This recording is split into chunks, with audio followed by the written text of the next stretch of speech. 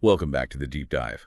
Today we are plunging headfirst into a concept that is, well, fundamental to understanding politics, society, and maybe even our own place within a community. Hmm. It's a phrase you hear everywhere, really. Rallies, courtrooms, maybe even just everyday conversations, the common good. But what are we really talking about when we use that term? And to help us unpack this complex idea, we're drawing on some foundational source material, excerpts from O.P. Gauba's An Introduction to Political Theory. Ah, yes. Gauba provides, I think, a really rigorous yet accessible look at the concept, defining what the common good is, distinguishing it from similar ideas like public interest, exploring how it's pursued, Right. and crucially, examining the very different ways major philosophical traditions have understood and, well, pursued it throughout history. Absolutely. Our mission in this deep dive is to go beyond the surface level understanding. We want to explore its historical roots, understand the crucial distinctions Galba makes, Yeah. examine the challenges of pursuing it in the real world, and really grapple with the profound differences in perspective offered by thinkers across the philosophical spectrum. We're aiming for a clear, nuanced picture of this vital concept. Okay, let's unpack this. Right. So where does this enduring idea originate? Galba takes us way back to the ancient world, specifically to the philosophy of Aristotle. Okay, Aristotle. For Aristotle, the political community, the polis, wasn't just a mechanism for survival or, maintaining order. He had a much grander vision. More than just keeping the peace. Much more. He believed the state exists for the sake of the good life. And this wasn't just about material comfort, it was about human flourishing, about enabling individuals to live a life of virtue and realize their full potential within the community. This pursuit of human excellence and well-being for everyone is what he tied directly to the common good. So it wasn't just about protecting individual interests, but about fostering a kind of collective environment that promoted a high quality of moral and civic life. Precisely. Aristotle saw the state as having a positive moral objective, and this led him to draw a fundamental distinction between different forms of government, which he called constitutions. Right, the Constitution. He classified them as either right or perverted, the key determinant, their aim, Okay. right?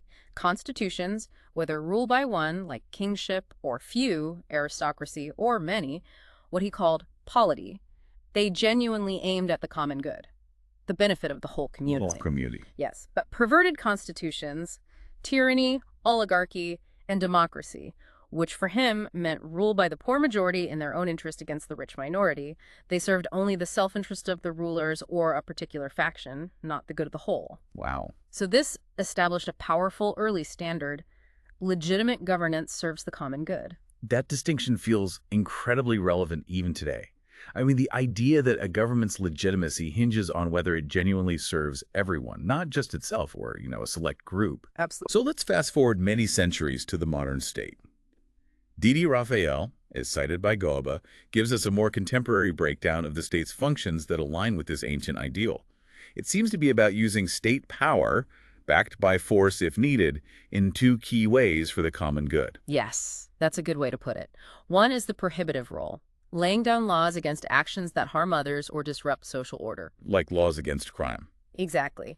Gauba points to laws against crime and torts things like negligence. These aren't just about punishing wrongdoers.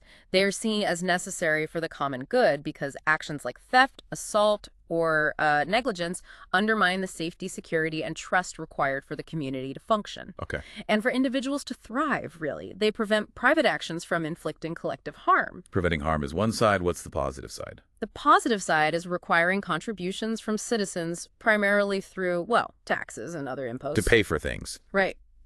To fund essential services that promote the common good.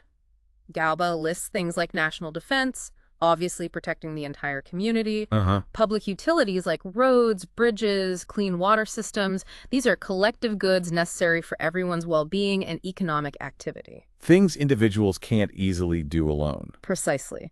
And increasingly in modern times, social services like public health and education, which are seen as vital for the welfare and development of all citizens and the community as a whole. Collective provision through the state becomes necessary for the common good.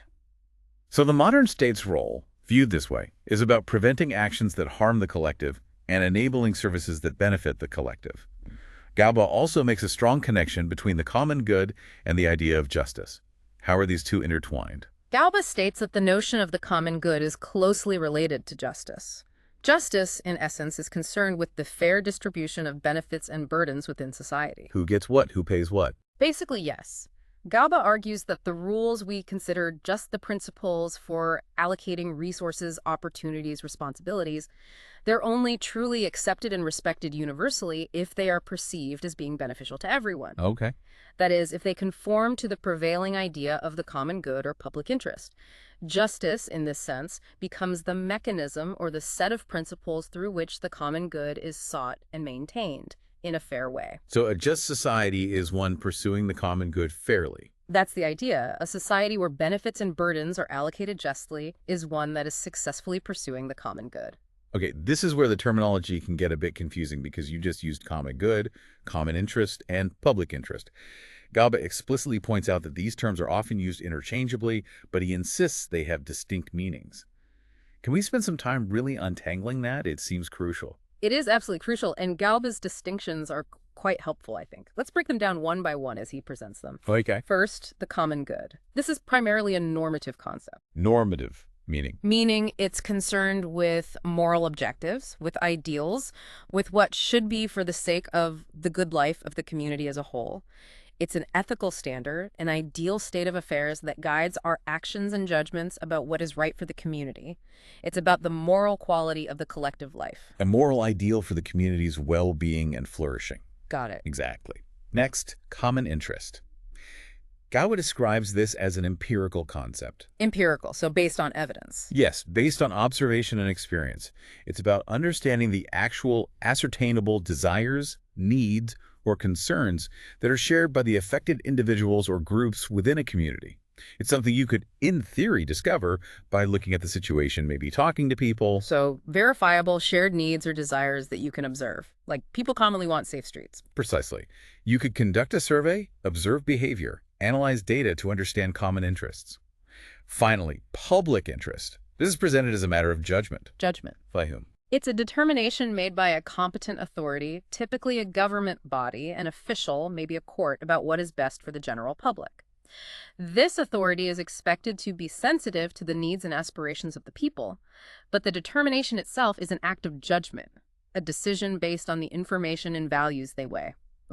And Galba notes that this judgment can be appealed to in the name of public interest, and disputes about what constitutes public interest are often resolved through discussion and deliberation. So we have a moral ideal, common good, an observable reality, common interest, and an authoritative determination, public interest, which can be debated. How does Galba connect public interest back to the common good? Is it just the practical application? He suggests there's a logical link, especially as we move from abstract moral philosophy into the practical realm of, say, politics and administration. Right. What we conceive of as the common good in moral discussions often finds its expression and pursuit in the political arena through the concept of public interest. However, Galba stresses that the common good is more comprehensive. More encompassing. Yes. Every action taken in the name of public interest implies the common good. You are presumably making a judgment about what is best for the public because it aligns with some broader ideal of collective well-being. But the common good encompasses more than just public administration or policy decisions. It includes those deeper moral objectives and aspirations. This distinction is starting to become clearer, but I think Galba's examples really nail it. They helped me a lot. They're quite powerful in illustrating the nuances, aren't they? Consider the example of a soldier who dies in war for their country's victory. Okay. Galba explicitly states this is a sacrifice made for the common good. It's a profound act of selflessness and moral commitment to the survival and success of the community as a whole. But, as Galba points out, you wouldn't typically describe this sacrifice as being made in public interest. That makes perfect sense. Public interest feels. Yeah. Yeah, more bureaucratic or administrative. Common good carries that weight of moral purpose, sacrifice. Exactly. Now, contrast that with the government enforcing quarantine laws to prevent the spread of a contagious disease. Right. Galba says this is a step taken in public interest. It's a decision made by a competent authority based on a judgment about what is necessary for the health and safety of the population. But, crucially, Galba adds that such a step also implies the common good. Because preventing illness is good for everyone. undeniably beneficial to the community's overall well-being and stability. So public interest actions often serve the common good, but the common good itself is a broader concept encompassing moral ideals and sacrifices beyond just administrative measures. And the example of the government official taking a bribe, how does that fit? That official is prosecuted in public interest because their action undermines the integrity and fairness required for government to function properly and serve the public effectively. Okay. And why is this action considered wrong? Because it is fundamentally against the common good. Yeah. It prioritizes narrow private gain over the trust and functionality essential for the collective well-being. Galba uses this point to highlight that a good citizen prioritizes the common good over personal or even family interest, reinforcing its demanding moral aspect. So it's an ancient ideal woven into the justification of the modern state, connected to justice, but distinct from simply observable interests or administrative judgments.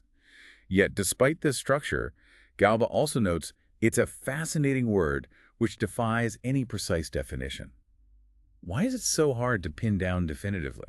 Well, because, as Galba points out, it's invoked in such a vast array of contexts, from lofty political rhetoric and legal arguments to justifications for everyday policies, and its meaning can be debated, contested. Right. To help clarify, Galba lists several things the common good cannot be equated with. This is important. Okay, what can it not be? First, and perhaps most importantly, it cannot be equated with the good of the state itself. The state is an instrument that should pursue the common good, but a tyrannical or oppressive state can exist and operate directly against the true well-being of its people. The state isn't automatically good. Exactly. The state's existence or power is not the common good. Its actions must serve the common good to be legitimate in that sense. Second, it cannot be equated with the good of the majority. Ah, this is a big one. It is. A critical point, Galba emphasizes. The common good can, and often is, invoked specifically to prevent or rectify an injustice committed against a minority. A policy that benefits the majority but unfairly burdens or harms a smaller group would, by this logic, violate the common good, even if it served majority interest. So it's not just tyranny of the majority. No. Third, Galba questions equating it with the common interest of civil society, if that's understood merely as a reconciliation of conflicting interests. What does he mean by that? Well, civil society is inherently fragmented, isn't it? Right. Various groups, labor, management, different industries, urban populations, rural populations, and so on, each has its own interests. Right. A compromise reached through bargaining power between these groups, while perhaps settling a dispute, doesn't necessarily represent the common good. It might just be a temporary truce based on power dynamics, not a genuine convergence on what's best for the entire community, including those not directly involved in the negotiation or maybe lacking bargaining power. That's a crucial distinction. Just because powerful groups reach an agreement doesn't mean it serves the common good, especially if it leaves some people out or unprotected. So, if it's not the state's good, not the majority's good if it harms a minority, and not just a compromise between powerful interests, where does Galba suggest we look for a more workable definition? Galba suggests that perhaps the most fruitful approach is to interpret it as the good of the community. However, he immediately acknowledges the inherent difficulty. How do you definitively identify the good of the community in a way that is distinct from or transcends the specific, often conflicting interests of the individuals and groups within that community? Ah, the core problem. Exactly. This challenge, identifying the collective good apart from the sum of its potentially conflicting parts, is the very heart of the problem in defining and pursuing the common good. It's clear these concepts are layered and complex, with real-world implications. To get an even clearer picture of the relationships and distinctions, let's use that comparative table Galba provides. It sets justice, common good, and public interest side by side. Yes, this table is incredibly useful for crystallizing the unique characteristics of each term. Despite their overlap, it really helps sort things out. Let's walk through the key points the table highlights. First, the issue. What fundamental concern does each concept primarily address? Galba says justice is about the highest ideal which lends legitimacy to any action, arrangement, policy, or decision. It's the ultimate standard of rightness. Correct.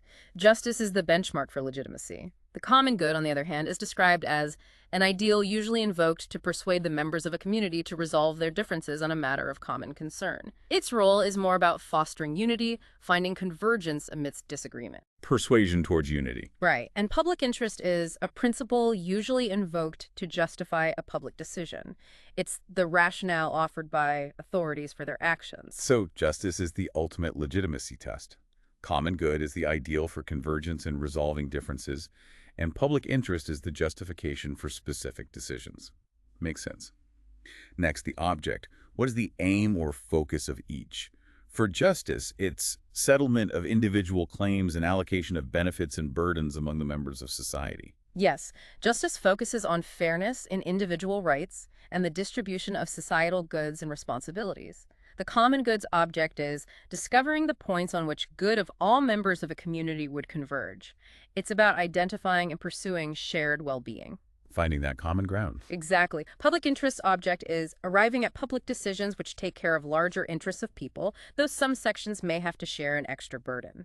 This acknowledges that decisions for the greater good might involve some individuals or groups bearing a disproportionate cost. That distinction in object is telling. Justice is fairness between individuals' groups, common good is convergence for the community, and public interest is practical decision-making for the, well, larger interest, even if it means some sacrifice. Now, sphere of application, how wide is its reach? Justice is universal, whether at national or international level. Justice applies everywhere, theoretically. Public interest is also universal, whether at national or international level. We see this in discussions of global health policies or international trade regulations, right? Yeah. But here's that crucial difference again. Common good is listed as usually confined to the members of a community. Ah, that links back to our earlier discussion. So, according to GABA, while we can talk about universal justice or public interest across nations, the specific idea of the common good is often tied to the shared context and identity of a particular community. Precisely. What constitutes the moral ideal of the good life for a community is seen as potentially specific to its members, their history, their values. This local or community-bound nature is a defining characteristic of the common good in this framework. Interesting. Moving on. Criteria. How are decisions or judgments made? For justice and common good, it's subject to constant debate. Which makes perfect sense given their nature as ideals, right? What is truly just? What is the genuine common good? These are questions philosophers and societies have debated endlessly and probably always will. True. Public interest, however, is listed as usually determined by a competent authority. This reflects its practical application in governance. Decisions are made by designated bodies or officials, even if those decisions can and should be challenged and discussed. Debate for the ideals. Authoritative determination for the practical principle. Next, who affected? Justice affects everyone, whether individuals, associations, or nations. Universal impact for justice. Common good affects a community and its members, again, reinforcing its community focus. Right. And public interest affects people of a nation or different nations, suggesting a scope that can be national or international, perhaps reflecting decisions made by states or international bodies. Finally, who concerned? Who typically grapples with these concepts? Justice involves philosophers, jurists, social reformers. The thinkers and those focused on fundamental rights and societal structures. Common good is primarily the domain of philosophers. This underscores its nature as a deeply philosophical concept. More abstract. Yes. Public interest is the concern of administrators, lawyers, policymakers of a nation or an international organization. These are the people operating within the structures of power, making decisions, justifying them. That table really does a great job of showing their distinct roles, scope, and the actors involved. It emphasizes that while related, they serve different functions in political theory and practice. Understanding these differences is vital, isn't it? Absolutely. It shows common good as a more normative, community-specific ideal, public interest as its more practical, often broader administrative counterpart, and justice as the overarching principle of fairness that all legitimate collective endeavors should strive to uphold. Okay, with those definitions and distinctions clearer now, let's delve deeper into the nature of the common good and how it is supposedly pursued, drawing further from GABA's text. What's its core nature beyond being the good of the community? Well, Gaba reiterates that the common good points to a goal which does not give precedence to the interests of a class, party, or faction, but gives due regard to the interests of all members of society. So truly all members. Yes, it's a vision for the welfare of the entire community, a goal consciously recognized as benefiting the whole. It requires looking beyond the narrow, immediate gains or losses of specific groups or individuals. The source notes that if its realization involves a person or group experiencing loss or gaining benefits, this isn't about settling scores or winners and losers in that sense. It's about the necessary adjustments to achieve the goal for the whole community. It demands a holistic perspective, prioritizing the collective outcome over individual or factional gains or losses. What are some concrete examples of measures Galba points to as aiming at the common good? He mentions things like national defense, maintaining law and order, public health initiatives, think disease prevention, expanding access to education, and environmental cleanliness. Things that benefit pretty much everyone. Exactly. These are all areas where collective effort and resources are needed to achieve benefits that accrue, in theory, to the entire community, enhancing safety, opportunity, and quality of life for all. Yet, as we noted earlier, even with these types of measures, disputes arise. Galba notes that people still dispute whether a particular measure truly conforms to the common good. If the goal is the good of all, why the disagreement? This is where the concept meets the messy reality of politics, isn't it? Galba suggests that if people were genuinely and solely interested in pursuing the common good, disputes wouldn't escalate to violence.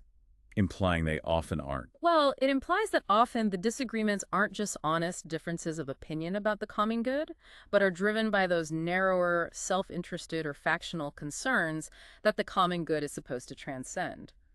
The language of the common good can sometimes be, let's say, misused to mask private interests. That resonates deeply with the polarization we often see today, where different groups claim their interests are the common good.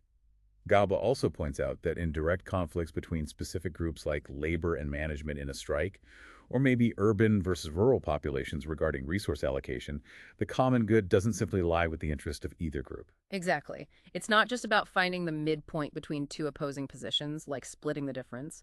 The common good might involve considerations and interests that neither group is initially focused on. Like the wider economy or consumers. Precisely. Galba offers a way to evaluate proposals in this context. Instead of solely focusing on the complaints or demands of the opponents, consider the merit of the beneficiaries.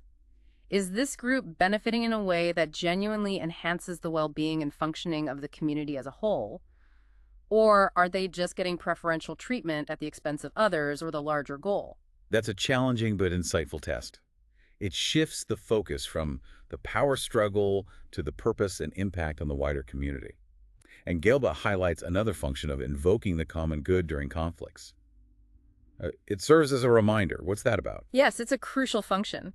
When conflicting parties are locked in a dispute, maybe digging in their heels, invoking the common good, can remind them that their immediate goals in bargaining aren't the whole picture. Pulls them back a bit. Right. They need to consider objectives and interests beyond their immediate fight. For example, the welfare of the large body of consumers who might be affected by a labor dispute settlement, or the general public impacted by decisions on urban development. It's a call to broaden the perspective and remember the wider community whose well-being depends on a resolution that serves more than just the disputing parties. It's a reminder that societal health depends on looking beyond immediate narrow interests. Now, Galba also addresses some common ways the common good is misinterpreted. One significant one is equating it with utilitarianism, the idea of pursuing the greatest happiness of the greatest number. Galba calls this misleading. He does, and he brings in the philosopher John Rawls to strengthen this point. Rawls famously argued that utilitarianism in its pure form could potentially justify severe injustice to a minority if it resulted in a much larger gain in happiness for the majority. The classic example. Exactly. If, for instance, enslaving a small group provided immense economic benefit and therefore happiness to the vast majority, pure utilitarianism might endorse it.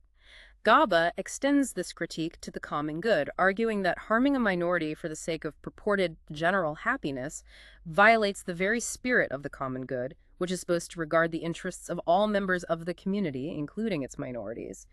The common good has a dimension of protecting against such sacrifices. So the common good isn't a numbers game where the minority's well-being can be sacrificed for the majority's happiness. It has an inherent requirement to protect the interests of all. What about the individualist argument that focusing on the common good undermines individual incentives and private property? That sounds like a common objection, too. Gaba also views this as a misleading interpretation.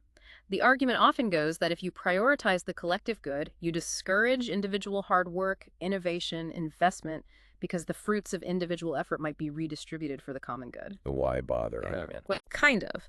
But Gaba counters this by arguing that ignoring the common good actually hinders individuals from achieving their full potential or fully benefiting from their assets. How so? Yeah. That seems counterintuitive to the individualist premise. He references J.K. Galbraith's point here, which is quite insightful.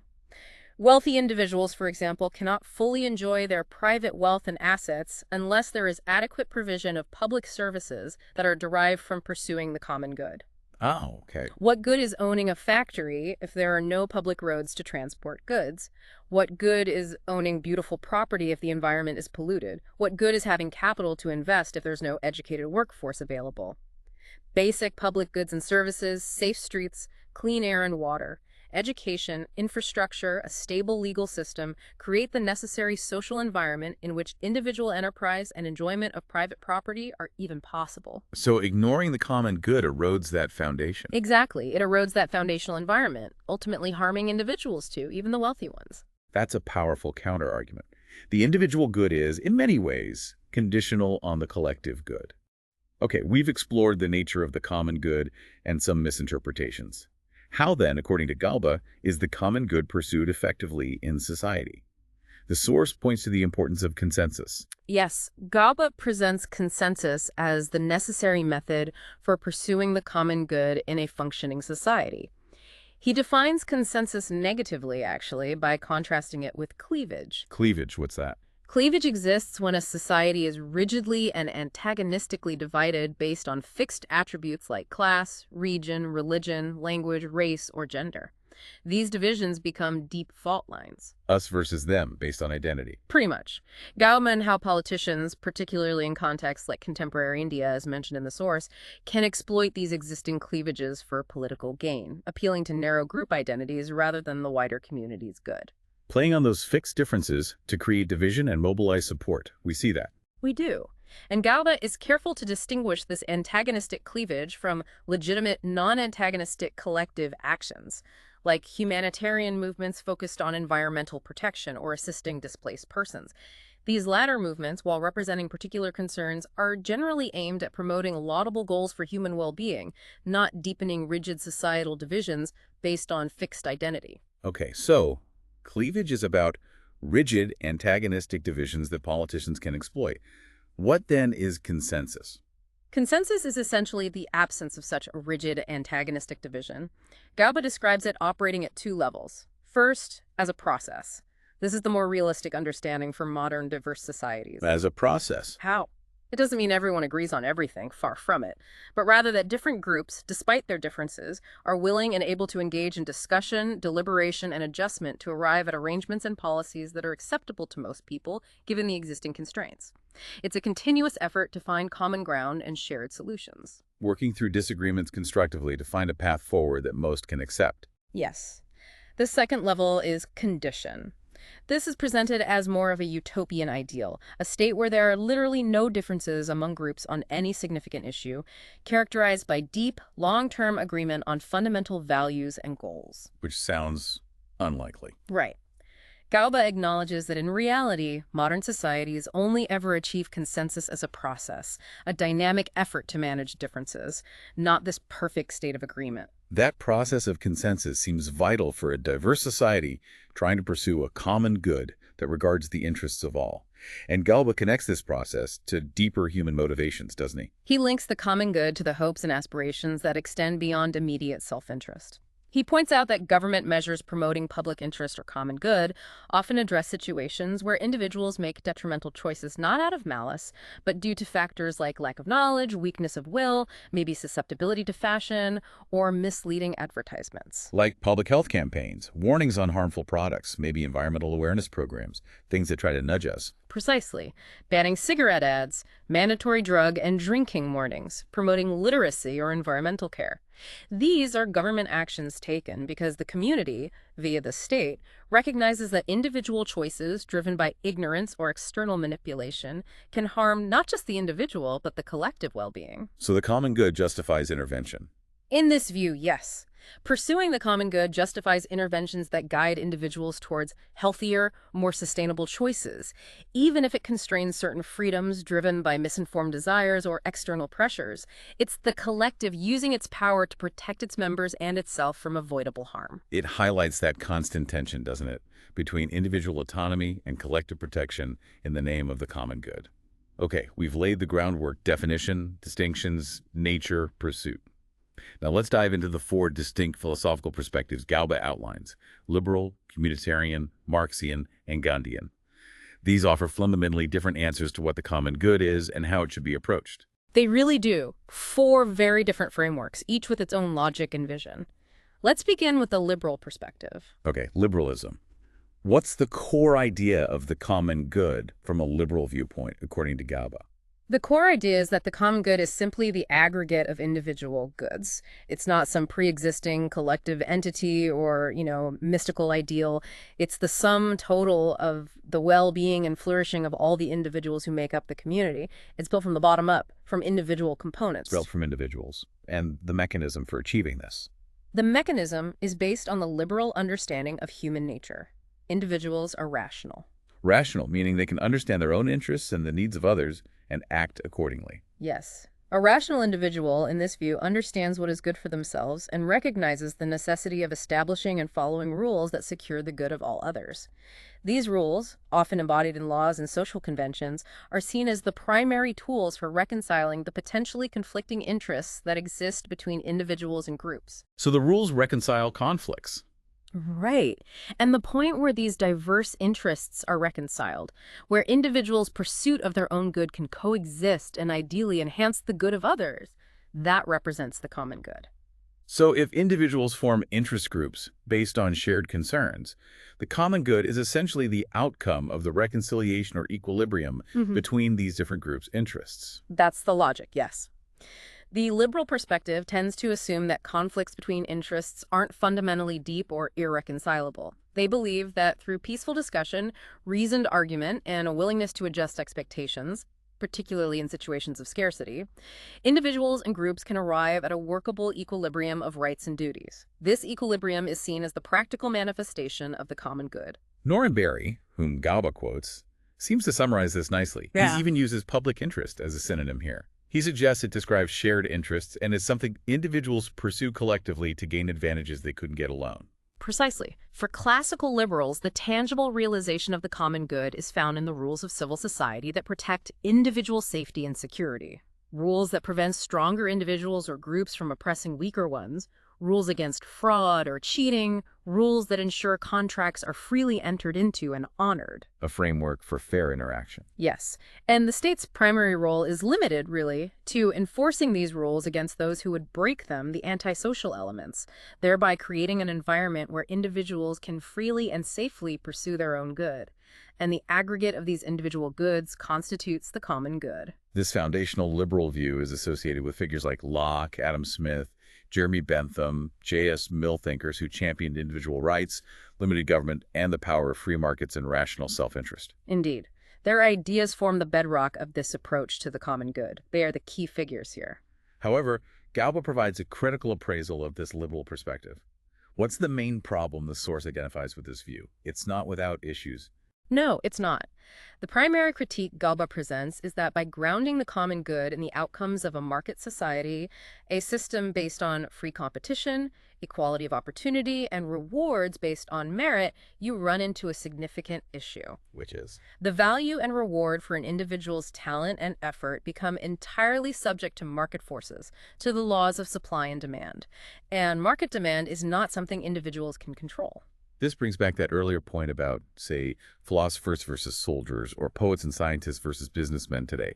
Their societal value might be immense, but the market might not reward them commensurately. or at all sometimes. Exactly. Galba notes how the societal value of different talents has varied historically and geographically, being subject to prevailing social needs and market conditions. The critique is that if the common good is simply the aggregation of individual outcomes in a market system, then essential human talents, creative endeavors, valuable aspects of human culture, they might be severely undervalued, neglected, or even destroyed if the market doesn't place a high monetary value on them. So society might get rich, but lose important non-market values. Right. A society might become materially prosperous, but lose its soul, you could say, if creativity and learning are stifled because they don't generate market-driven wealth.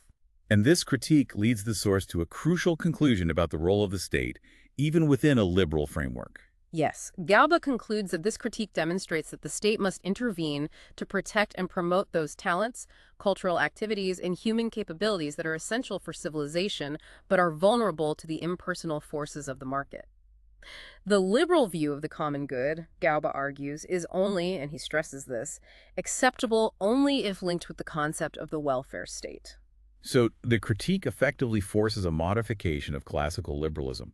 The welfare state becomes necessary within this framework to ensure the common good isn't undermined by the market's potential to disregard essential human and cultural values. It's like a patch. Precisely. The welfare state, in this context, acts as a corrective mechanism within a liberal system, protecting individuals and vital aspects of human civilization whose survival is threatened by the relentless forces of competition and market demand. C.B. Macpherson's critique, mentioned by Galba, reinforces this point. Macpherson argued that the market model subjects human capabilities to external demand, stunts development, and inhibits creative freedom, all things that diminish the broader common good, even if they generate wealth. That provides a comprehensive picture of the liberal perspective and its key modification according to the source. Now let's turn to the second perspective, communitarianism. Galba positions this as a contemporary intellectual movement responding to the perceived shortcomings of liberalism. It is. Communitarianism challenges some fundamental liberal assumptions, particularly regarding the nature of the individual and their relationship to society. They seek to shift the focus from the individual as the primary unit to the community. What's their core critique of the liberal focus on individualism? What do they see as the problem? Galba explains that communitarians argue liberalism's strong emphasis on individual autonomy, rights, and self-interest weakens the bonds of community and belonging. It can potentially lead to emotional insecurity or a sense of alienation. Rootlessness. Something like that. If society is just a collection of isolated individuals pursuing their own good, where does solidarity, shared meaning, or a sense of belonging come from? And they pose a fundamental philosophical challenge. If individuals in their isolation are often unable to fully secure their own good, maybe lacking the resources, context, or support needed, how can the common good possibly be achieved simply by aggregating the outcomes of these potentially struggling individuals' efforts? That's a direct challenge to the liberal starting point. They question whether the common good can ever just be the sum of individual parts if the parts themselves are incomplete without community. So what's the communitarian alternative vision for the common good? The communitarian view asserts that only the community is capable of realizing the common good. They believe that individuals, by immersing themselves in and pooling their efforts for the attainment of the common good, actually derive their individual good from this collective endeavor. So it flows the other way. Yes. This requires a primary commitment to the community and its shared life, rather than prioritizing individual self-interests. The individual's good flows from the community's good rather than the other way around. What is the basis for this belief? Why do they think that? It's based on the fundamental understanding that human beings are inherently social creatures whose identities, personalities, capabilities, and even understanding of what is good are profoundly shaped by their social context, the community they are born into, the roles they play, the traditions and conventions they inherit. We are, as they often say, embedded in our communities. Socially constructed in a way. In a significant way, yes. This leads to key contrasts with liberalism. While liberals emphasize individuals setting their own goals, communitarians favor goals that are determined by the community. While liberals see individuals as owning their own talents and capacities, communitarians stress that individuals are indebted to society for providing the context and resources needed to develop and exercise those capacities. A debt to society. Right. And while liberals focus heavily on individual rights and liberties, communitarians place greater emphasis on duties and obligations to the community. It's a strong emphasis on collective identity, shared values, and mutual responsibility. Golba lists both the early philosophical precursors who laid the groundwork for these ideas, Aristotle again, Rousseau, Hegel, T.H. Green, and contemporary thinkers who developed them, like Alasdair MacIntyre, Charles Taylor, Michael Walzer, and Michael Sandel. Yes, these thinkers, spanning centuries, have argued for the profound importance of community in shaping individuals and enabling human flourishing. T.H. Green, for instance, an early idealist thinker, believed individuals gain a true understanding of the common good precisely through their association with community members. Through participation. Yes. He argued they could know the common good better than their own narrow self-interest and saw the state and politics as instruments for its realization. For Green, political obligations stemmed from this pursuit. Individuals were bound to obey laws that promoted the common good and could even be morally justified in opposing state orders that went against it. He saw consciousness of the common good as inducing a sense of duty and believed true self-realization was achieved through contributing to it. That's a very different grounding for political life than the liberal idea of a contract between rational individuals. MacIntyre's argument about human flourishing requiring socially established cooperative human activity also reinforces this communitarian view, doesn't it? It does. MacIntyre sees the liberal approach, with its focus on detached individuals and rights, as leading to social fragmentation and moral decline. Sandel adds the idea of embeddedness, that our understanding of justice and the self is deeply rooted in our specific social context, time, and place. Our context shapes us. Fundamentally. For Sandel, a truly just society requires acknowledging this shared identity and interdependence to build institutions based on deeper commonality and shared self-understanding.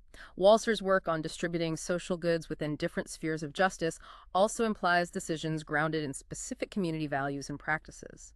And Charles Taylor, in his critique of atomistic liberalism, confirms the core communitarian tenet that genuine human development requires recognizing our social nature and cooperating for the common good. So the communitarian perspective sees the common good as something created and realized by the community, from which individual well-being flows, requiring a primary commitment to shared values and obligations. It's about the way before the eye. Exactly. It's a powerful argument for social solidarity and the ethical weight of community ties. Now let's look at Golba's critical appraisal of the communitarian perspective. What are its strengths and its main weakness, according to the source? The source notes that the strengths of communitarianism include its emphasis on cooperation, which fosters social solidarity and can provide individuals with emotional security that might be missing in purely individualistic frameworks. It offers a strong ethical foundation for prioritizing collective responsibility and shared goals. Those sound like significant benefits, addressing some of the critiques of liberalism, like alienation. What is the central weakness Golba identifies? The crucial weakness highlighted by Golba is that communitarianism offers no practical mechanism to ensure that its principles become widely adopted or function as general rules of behavior across a diverse society. No enforcement method. Or even just a reliable method.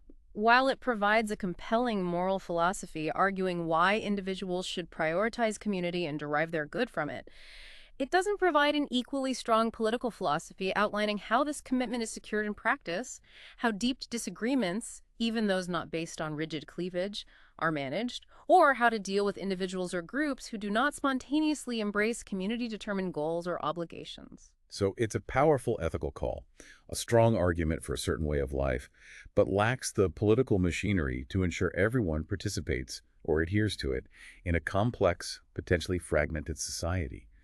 It relies heavily on moral persuasion and shared values, perhaps. That seems to be Golba's assessment. It relies heavily on moral persuasion and shared values, but doesn't fully grapple with the political challenges of enforcement or disagreement when those values aren't universally shared or interpreted identically.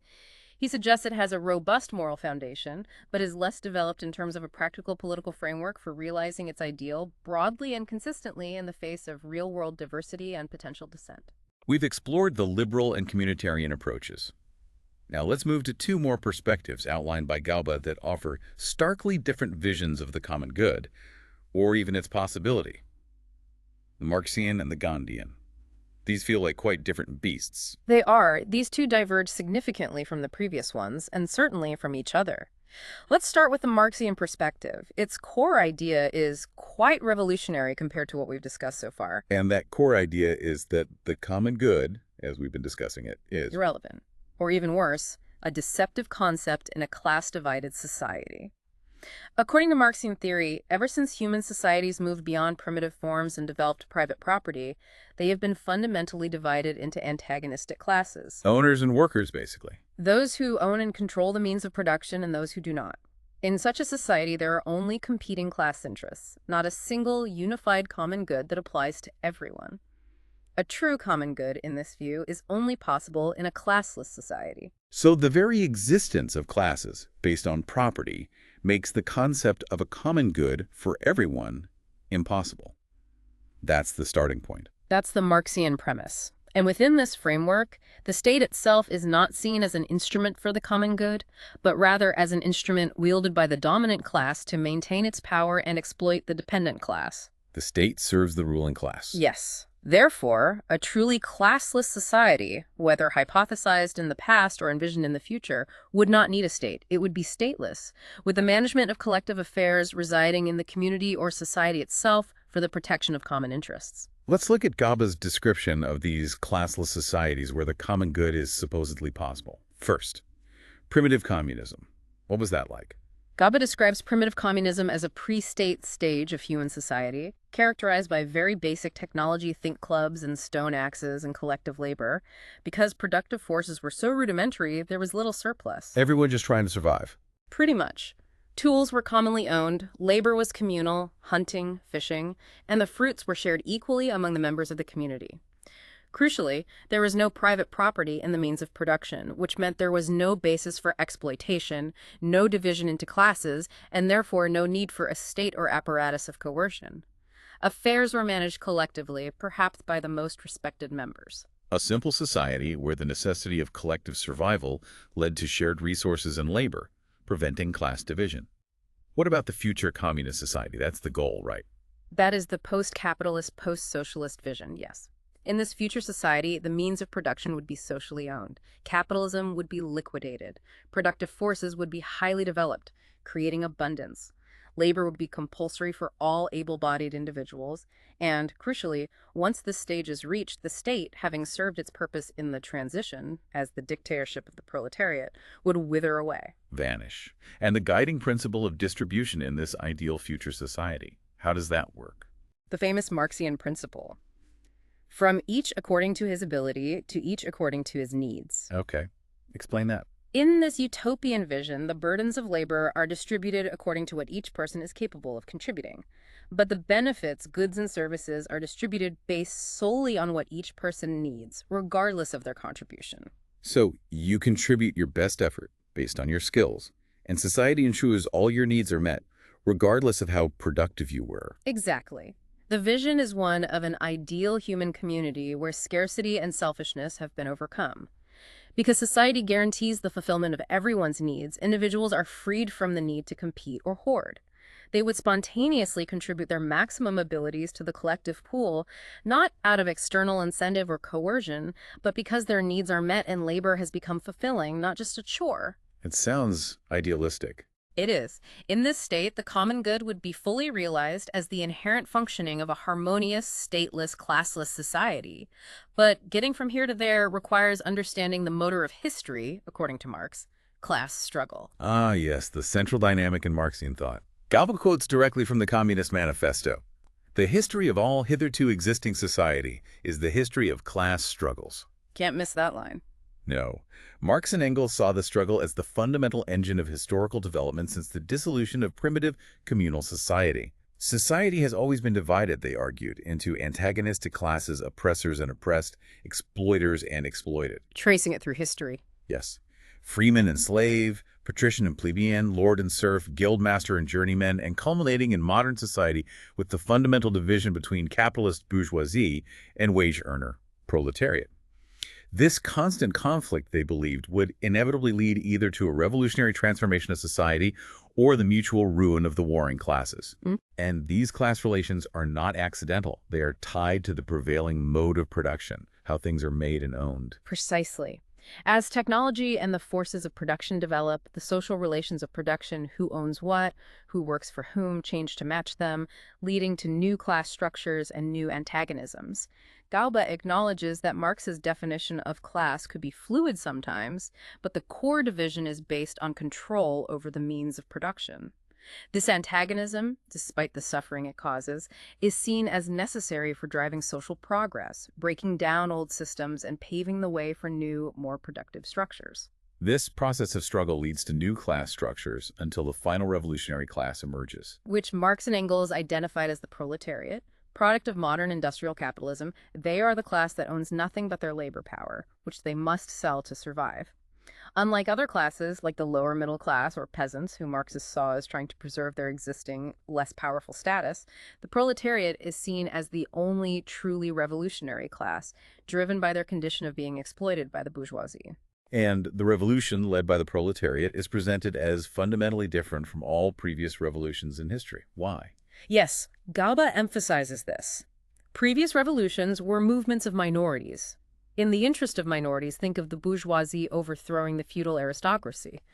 The proletarian revolution is described as the movement of the immense majority, in the interest of the immense majority. Majority rule, finally. More than that. Because the proletariat is the vast majority and is the lowest class, their emancipation means the emancipation of everyone. There is no class left below them to exploit. This revolution is seen as the final, necessary step to dismantle the class system and usher in the stateless, classless communist society where the common good is fully realized. Marx and Engels also saw this class struggle as transcending national boundaries, right? Unlike Hegel, who saw progress through the clash of nations, the call to action was famously international. Yes, working men of all countries, unite. They argued that national differences were becoming less significant due to the development of the global bourgeois economy and the world market, which created increasingly uniform conditions for workers everywhere. The proletariat had no country. Their struggle was international. This class consciousness and international solidarity were seen as essential for the final revolution. Okay, that's the Marxian view. No common good in class society, only class interest, with a genuine common good only achievable in a utopian future communist society reached through revolutionary class struggle. Now, how does Galba critically appraise this perspective? What's the verdict? Galba's main critique is grounded firmly in historical experience. This vision of a classless communist society where the state withers away and the common good is spontaneously realized has nowhere been realized in practice. He specifically points to the outcomes of attempts to implement this theory, citing the former Soviet Union and Eastern Europe. The countries that followed Marxian ideology but ultimately saw their regimes collapse around 1989-1991. Exactly. Galba argues that the experience of these societies demonstrated that simply removing economic ownership as the basis of class didn't eliminate class divisions. Instead, political power became the new basis for a ruling class. Party elite. Those who controlled the state and the party apparatus became a new elite, appropriating resources and power. Furthermore, the source notes that these socialist political systems often proved more oppressive than liberal democracies because the ruling class not only controlled the economy, but also suspended civil liberties and political freedoms, removing the mechanisms by which citizens in liberal societies can exercise some control over power holders. So the supposed transition to a stateless, classless utopia resulted in a new form of class division based on political power and a more oppressive state apparatus. That's the argument. That's Galba's conclusion based on the historical record presented in the source. He suggests that the initial promise of social and economic rights in these systems failed to materialize fully, partly due to economic shortages and lack of accountability facilitated by the absence of civil liberties, ultimately making the systems fragile and leading to their collapse. Therefore, Galba concludes that the Marxian perspective on the common good, while offering a powerful critique of class inequality, must be taken with a significant pinch of salt because its utopian vision remains unrealized, and attempts at practical implementation resulted in unintended oppressive outcomes, according to his analysis. A powerful critique of capitalism, but an unproven and historically problematic path to the common good, according to this source. Okay, let's turn now to the fourth and final perspective Galba outlines, the Gandhian perspective. This feels like a completely different direction. How does Gandhi approach the idea of the common good? The essence of Gandhi's perspective, as described by Galba, is a profound and unwavering commitment to the common good, but rooted in deep moral and spiritual principles. Gandhi's vision for India and for humanity was incredibly ambitious, aiming to wipe every tear from every eye, seeking not just political independence, but moral regeneration amidst immense social, economic, and political problems like poverty, caste discrimination, and communal strife. It sounds deeply ethical. Very much so. His philosophy was grounded in spiritualism, ahimsa, nonviolence, aparigraha, non-possession, dignity of labor, and moral courage. These were the pillars. And his key concepts related to the common good, as outlined by Gauba, are trusteeship, his vision of a classless society, and Sarvodaya. Let's start with the doctrine of trusteeship. What's that about? Trusteeship is Gandhi's direct message, particularly addressed to the wealthy classes, the landlords, the capitalists. He did not advocate for their violent overthrow or the simple confiscation of their property. Instead, he urged them to undergo a change of heart. A moral transformation. Exactly. To view their private possessions not as their absolute personal property, but as a gift from God or society, to be held in trust for the service and welfare of humanity. They were to be stewards, not owners in the absolute sense. This links directly to his broader philosophical principles of non-possession and non-stealing, doesn't it? Absolutely. His principle of aparigraha, non-possession, meant viewing excessive worldly possessions as potentially morally corrupting.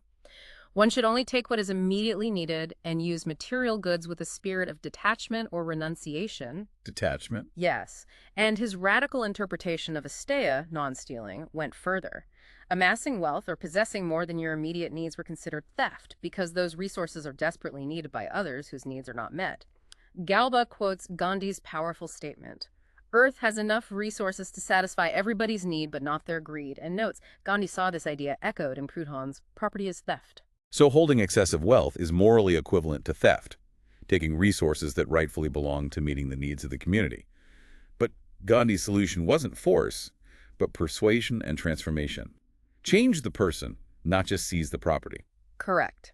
He believed that true and lasting change came through moral transformation, not coercion.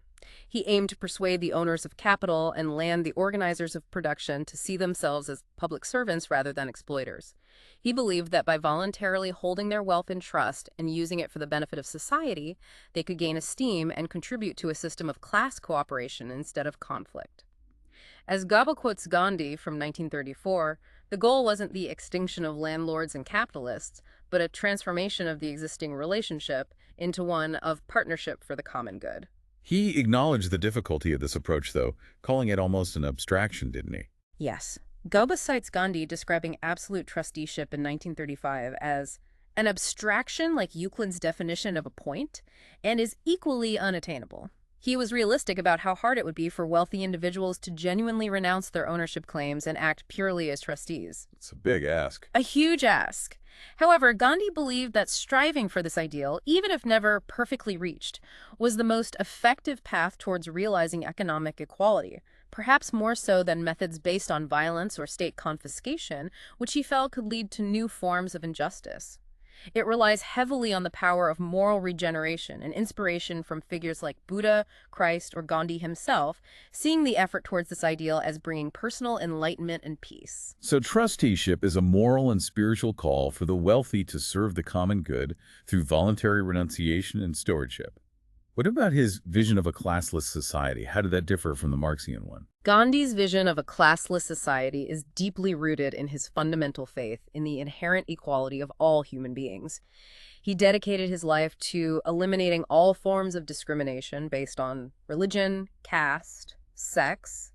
He taught the essential equality of all religions as different paths to the same truth. Respect for all faiths. Yes, and he was a staunch defender of the equality of man and woman, seeing them as fundamentally one, complementing each other, and arguing that man's historical dominance had unfairly created a sense of inferiority in women, despite seers recognizing their equal status.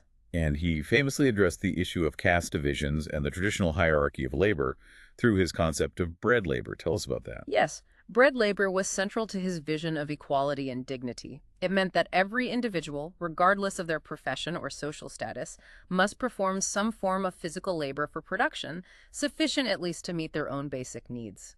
Bread is symbolic of sustenance here. Everyone works with their hands, at least a bit. Right. Gauba quotes Gandhi from 1935, who believed that if everyone committed to bread labor, the world would have enough food and leisure for all, alleviating problems like overpopulation, disease, and misery. He saw this physical labor as the highest sacrifice, and any other work, intellectual, artistic, administrative, as labor of love for common good, work performed not for sustenance, but out of a desire to contribute to the community. This practice sounds like a powerful way to break down traditional barriers and hierarchies, based on occupation or perceived social status. Dignity for all work. It does. Gandhi believed that mandating bread labor would promote simple living, instill dignity in all forms of physical work, and foster a profound sense of equality. It would effectively obliterate the caste ranking system, which was historically based on hereditary occupations and perceived ritual purity, and create genuine equality between the rich and the poor, as the wealthy would also have to perform physical labor and would see themselves as part of the working community, holding their property mainly as trustees for the public interest. And nonviolence plays a role here too. Absolutely. His principle of ahimsa, nonviolence, was seen as essential for realizing this classless society actively practicing nonviolence, not harming others, not injuring their feelings, all contribute to creating the social conditions where class distinctions and antagonisms can dissolve peacefully. The vision of a society free from discrimination, exploitation, and rigid class hierarchies was a consistent thread throughout his thought. Finally, let's turn to Sarvodaya. What does this concept encompass in Gandhi's philosophy? It sounds important. Sarvodaya is perhaps the most direct articulation of Gandhi's aspiration for the common good. It translates from Sanskrit roughly as the uplift of all, or the rise of all, or awakening of all. It was born from Gandhi's awareness that in any society structured as they are, a few individuals often enjoy immense advantages while the vast majority languish in deprivation. Sarvodaya is the radical ideal that every single member of society should be uplifted, not just a majority or a select group.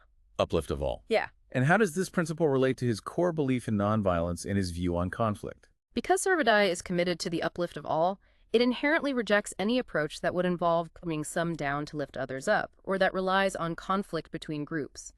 It's founded on the principle of the purity of means and ends the belief that violent or unjust means cannot possibly lead to a just and nonviolent end like the uplift of all. It aims for a transformation that allows everyone to rise together through nonviolent action and a commitment to the common good. So it's not about zero-sum gain, where one group wins and another loses, but about a collective movement upwards without harming anyone. Exactly. While Sarvodaya places a special priority on the uplift of the most deprived and neglected, the last man, it also includes the uplift of the wealthy. It envisions the rich offering their wealth for the welfare of the poor and the community, not just as a sacrifice, but as an act that leads to their own self-control, magnanimity, and spiritual growth. Everyone benefits, spiritually if not materially, for the rich. Galba mentions John Ruskin's book Unto This Last as a significant inspiration for Gandhi's concept of Sarvodaya. How did that influence him? Yes, Gandhi read Ruskin's book while in South Africa in 1904 and was profoundly moved by its message of the importance of the last man, the most vulnerable and neglected member of society. Ruskin's critiques of industrial capitalism, his rejection of machinery and consumerism in favor of simple technology, manual labor, and communal enterprise resonated deeply with Gandhi's own developing philosophy and solidified his commitment to focusing on the welfare of the most marginalized as the true measure of societal progress. He even published a summary as Sarvodaya. And Sarvodaya is often contrasted specifically with the utilitarian formula of the greatest happiness of the greatest number. You mentioned this rejection earlier. This is a key distinction Galba highlights. Gandhi explicitly rejected the utilitarian principle because, as discussed earlier, it could potentially justify the suffering of a minority for the sake of majority happiness. For a follower of ahimsa, a votary of nonviolence, this is unacceptable. While striving for the greatest good of all might often align with the greatest happiness of the majority, the Sarvodaya principle holds firm even when they diverge. So the principle is absolute. In a way, Galba quotes Gandhi from 1926, who stated that an absolutist, a follower of ahimsa, would not subscribe to the utilitarian formula and would be willing to sacrifice their own life for the greatest good of all, a sacrifice that a purely logical utilitarian might not make if their own suffering outweighed the collective gain. The willingness for self-sacrifice for the greatest good of all is a core element of the Sarvodaya ideal. It's a deeply ethical and spiritual grounding for the common good, isn't it?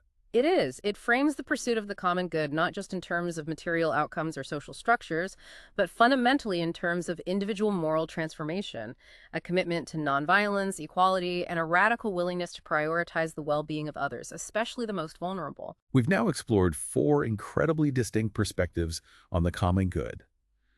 The liberal view of aggregate individual goods, the communitarian emphasis on community as the source, the Marxian view of class interest until a utopian classless society, and the Gandhian ideal of spiritual uplift and the good of all through nonviolence and trusteeship. Wow, that's a lot. Gauba's final comparative table helps draw together the key differences between these four. Let's look at that. Yes, this table provides a concise summary of the fundamental ways these perspectives diverge on the nature and pursuit of the common good. It's a useful recap. Let's review the core distinctions from this table. First, object of commitment. Where does the primary allegiance lie? Liberal is the individual's good. Communitarian is the community's good. Marxian is the good of one's class. And Gandhian is also the community's good. This shows a clear split, doesn't it? Liberalism starts and ends with the individual. Marxism is focused on the collective good, but only for a specific group, the class. Communitarianism and Gandhism, while very different in their methods and ultimate nature of the good, share a starting point of commitment to the community as a whole. Next, constitution of common good. How is it understood or achieved? Liberal sees it as the aggregate of individual goods. Communitarian and Gandhian see the community as the source of everybody's good.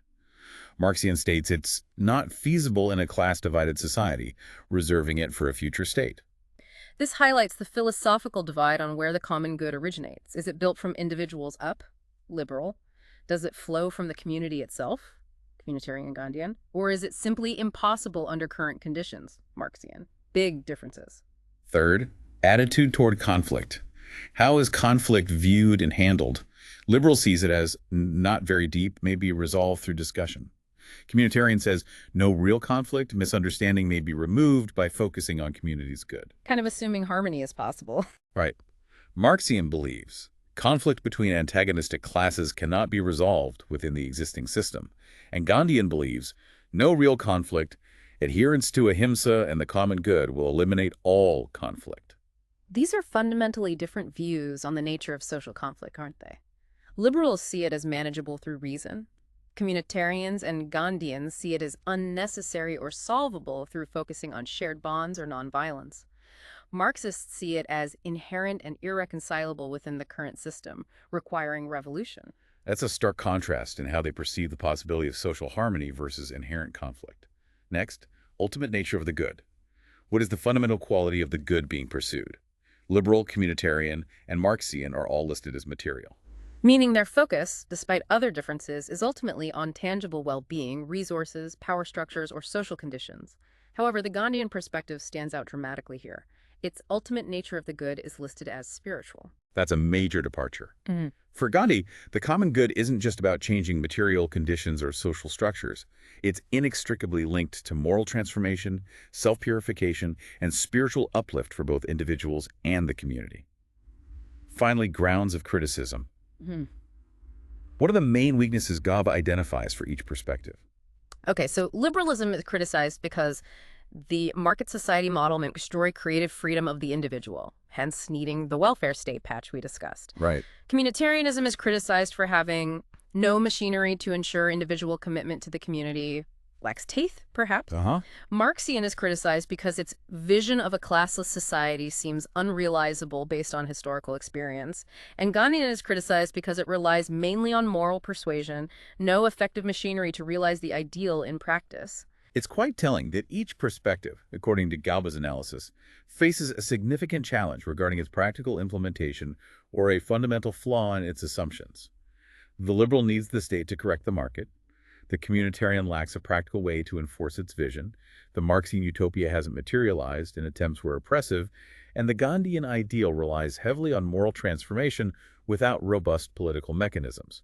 No easy answers. Yes, it suggests that while each offers valuable insights into aspects of human society and well-being, none provides a perfect, readily achievable, or universally applicable formula for defining or securing the common good without encountering significant difficulties or requiring supplementary mechanisms. Okay, we have truly journeyed through the centuries of thought on the common good, guided by O.P. Gauba's insightful text.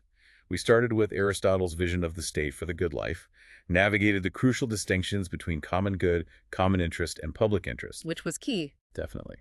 We examined its complex nature as a goal transcending factional interest and explored the profound differences in vision presented by the liberal, communitarian, Marxian, and Gandhian perspectives, along with the criticisms each faces. It's clear there's no single, universally accepted definition or easy path to achieving the common good. And this lack of a single, easy answer is precisely why it remains such a vital and, well, debated concept. When you observe political discourse today, when you hear arguments about healthcare policy, environmental regulations, economic inequality, or responses to crises, you are witnessing these different underlying ideas about the common good and their inherent tensions and critiques playing out in the real world. Exactly. Understanding these perspectives helps you dissect and analyze the arguments being made. Is someone appealing to individual liberty and market efficiency? That's liberal. Yeah. To community values and shared identity? Communitarian. To systemic exploitation and class interests? Marxian. To moral responsibility, self-sacrifice, and the welfare of the most vulnerable? Gandhian. Recognizing these frameworks allows you to see the assumptions and values driving the discussion and the potential trade-offs involved. How do we balance the individual freedoms cherished in the liberal tradition with the community bonds and responsibilities emphasized by communitarianism or Gandhi? How do we address the deep inequalities highlighted by Marx without risking the centralized oppression seen in attempts to implement his vision? How practical are appeals to moral transformation in achieving widespread societal change? These are the complex questions that arise when we grapple seriously with the common good. Goebbels' text doesn't provide a simple solution, of course, but it equips us with the conceptual tools to understand the debate, to see the strengths and weaknesses of different approaches, and to appreciate the enduring challenge of striving for a goal that is for the benefit of all members of a community. It highlights that pursuing the common good isn't about finding some utopian state of perfect agreement, but an ongoing, often difficult process of negotiation, compromise, and principled striving in the face of diverse interests and deeply held, sometimes conflicting, ideas about what that common good actually is. And seeing these different visions, from the aggregation of individual desires to the spiritual uplift of everyone, gives you a richer, more nuanced framework for evaluating not only policies and political actions, but also maybe your own role and responsibilities as a member of various communities you belong to. We've taken a significant deep dive today into this incredibly rich and complex concept. We covered its ancient roots, the modern state's role, the critical distinctions between common good, common interest, and public interest, the nature of its pursuit through consensus amidst cleavage, and the distinct visions offered by liberal, communitarian, Marxian, and Gandhian thought, along with the critiques Gaba presents for each. It is clear that the common good remains an aspirational ideal, a philosophical touchstone, and a practical challenge, constantly requiring effort and reconsideration in a changing world. Each perspective offers valuable insights, certainly, but none offers a perfect, unchallenged path forward. So here's a final provocative thought for you to take away and ponder. Given the inherent difficulties, the conflicting ideas about what the common good is, and the challenges in practically achieving it across diverse groups, what is the single most important quality needed in citizens and leaders today to even strive meaningfully for a common good? Is it empathy, critical thinking, a willingness to compromise, moral courage, a deep sense of community obligation, or maybe something else entirely? That's a tough one. It is. Think about which quality you believe is most essential to navigate these complexities and work towards a better collective future, whatever your conception of that good might be. Thanks for joining us on this deep dive. Keep exploring these vital ideas, and we'll catch you on the next one.